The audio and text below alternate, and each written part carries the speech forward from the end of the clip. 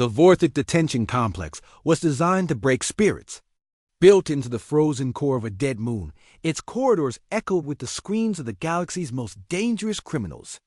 The guards hulking Kefir warriors bred for violence ruled. Through fear and brutal efficiency, no prisoner had ever escaped. Most didn't survive their first cycle. Then they brought in Marcus Chun. The transport shuttle's engine screamed as it descended through the facility's docking bay.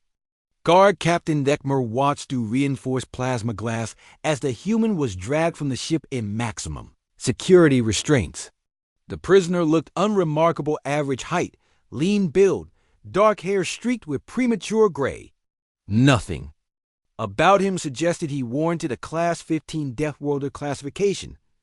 This is the human? Vecmer's mandibles clicked in disbelief.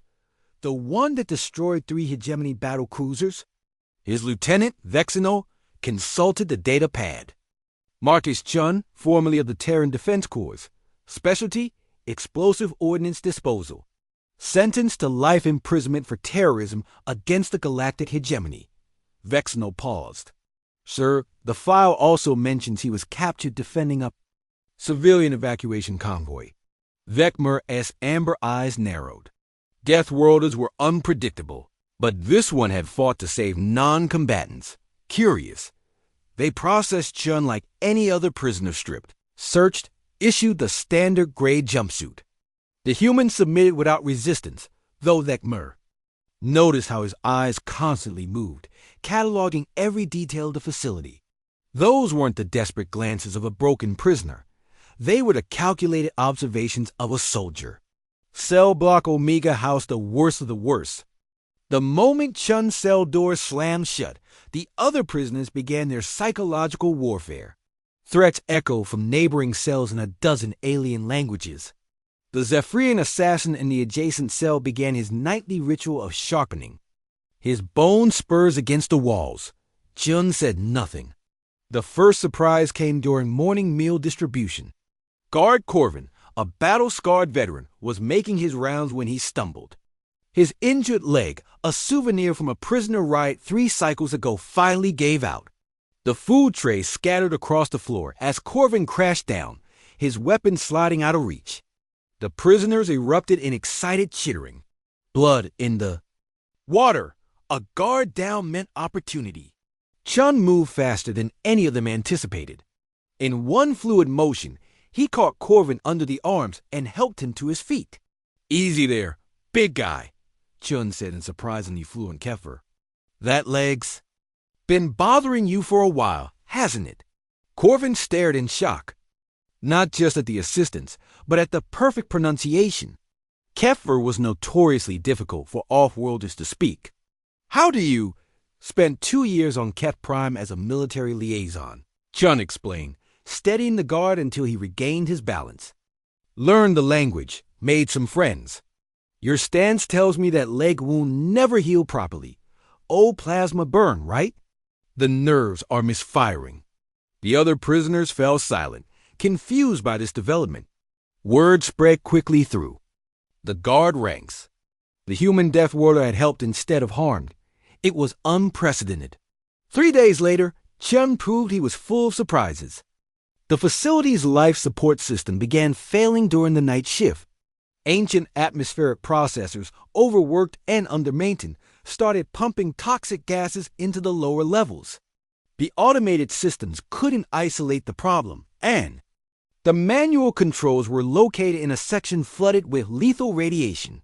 As alarms blared and guards evacuated non-essential personnel, Chun called out from his cell. "I can fix it," he shouted over the chaos. "But I need tools and access." To the maintenance tunnels. Guard Captain Deckmer approached Chun's cell, respirator mask fogging with each breath. "You expect us to trust a terrorist?" Chun met his gaze steadily. "I expect you to trust a former explosives expert who spent his career fixing things that are about to kill people. That includes you." The radiation levels were climbing. They had maybe 2 hours before the entire facility became uninhabitable. Deckmer made a command decision. Flanked by 4 guards, Chun worked his way through the maintenance tunnels with borrowed tools. The radiation badges on their suits clicked ominously as they descended deeper into the facility's mechanical heart. Chun ignored the danger completely, focused on the task at hand. "There," he said, pointing to a corroded coupling in the atmospheric processing unit. "The seal's been compromised for months. It's been slowly leaking coolant into the air recyclers. The system's been compensating until now, but the backup filters are saturated." Working quickly, despite the radiation exposure, Chun bypassed the damaged section and rerouted the flow through auxiliary systems. Within 30 minutes, the alarms fell silent and the air began clearing. As they made their way back to the upper levels, Guard Corvin asked the question they were all thinking. "Why help us?" "We're your captors." Chun was quiet for a long moment. "Because people are people," he finally said. "Doesn't matter if you're human, Kefir, or anything else. When someone's in danger, you help. That's what separates us from the monsters." The shift in dynamics was subtle, but unmistakable. Guards who had viewed Chun as just another dangerous prisoner began to see him differently. They started asking his advice on technical problems. When Guard Nexra mentioned her daughter was struggling with mathematics, Chun spent hours explaining concepts through the cell bars. When the food synthesizers broke down, he helped repair them from memory. 6 months into his sentence, Chun had become something no one expected, a trusted member of the community. The real test came when the Crimson Fang pirate fleet attacked the facility, seeking to free their captured leader. As explosions rocked the complex and the lights failed, Vecmar found himself faced with an impossible choice.